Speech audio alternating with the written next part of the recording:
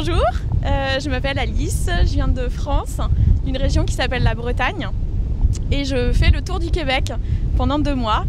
Je voyage à pied, sur le pouce, et là je m'apprête à débarquer sur l'île aux Coudres pour 2 jours, voilà, pour découvrir le coin.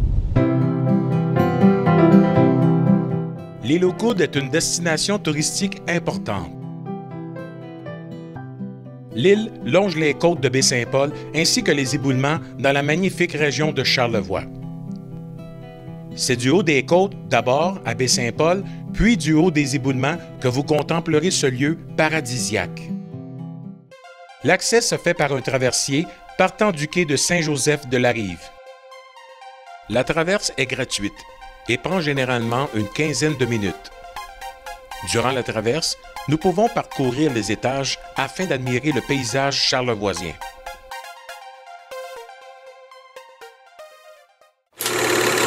Découverte en 1535 par Jacques Cartier et pendant longtemps demeurée une simple halte pour les navires, l'île aux Coudres possède une histoire maritime des plus captivantes.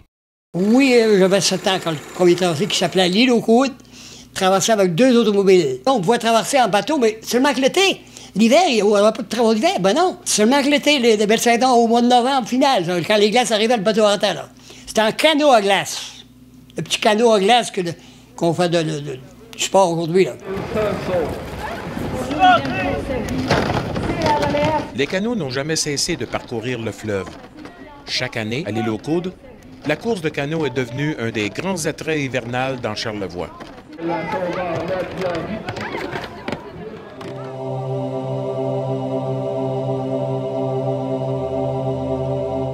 L'île aux Coudres possède un imposant chantier naval opéré par Groupe Océan qui est situé juste à côté du quai de la Traverse. Ça, c'est la vue d'ensemble, à quoi il va ressembler final. Chacune des pièces, comme le monde. Construit à ce chantier en 2014, l'Océan Tundra est le plus puissant remorqueur portuaire jamais construit dans l'Est du Canada, pour lequel il existe peu d'équivalents dans le monde.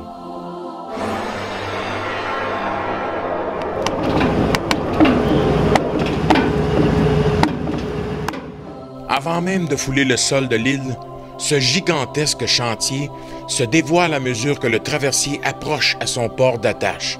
Wow!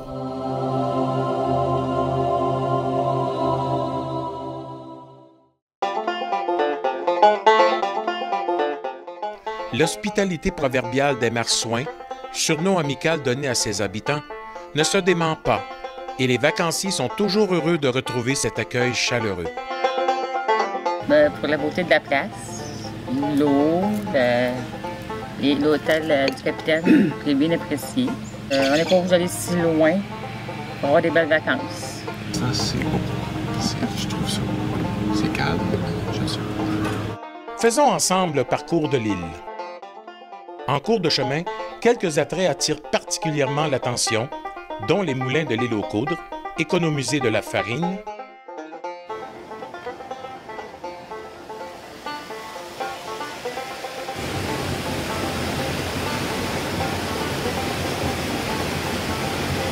la visite du site des moulins de l'île aux Coudres constitue une expérience culturelle et historique de la vie insulaire.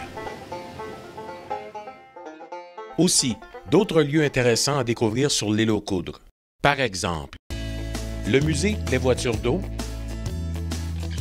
la cidrerie Verger-Pedneau, la célèbre boulangerie Bouchard, des sites de camping, des boutiques d'antiquités et artisanales, des aires de repos, le havre musical de l'Îlet, situé à l'extrémité ouest de l'île.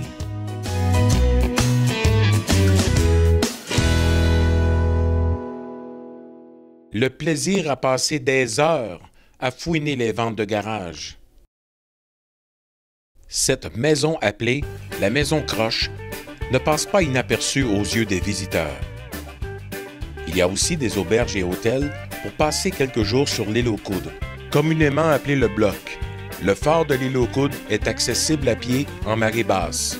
Si une fringale vous prend en quittant le traversier sur l'île, à quelques mètres de là, le restaurant chez Ticoc vous reçoit en toute simplicité, dans la joie et la bonne humeur.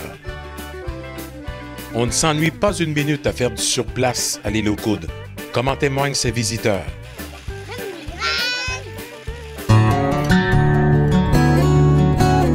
Il y a beaucoup de touristes passagers qui viennent faire du bicycle parce que c'est plat, à l'île aux Coudes. La route qui ceinture l'île, particulièrement agréable à parcourir à vélo, environ 26 km. Pour des vacances calmes et paisibles, le choix est fait.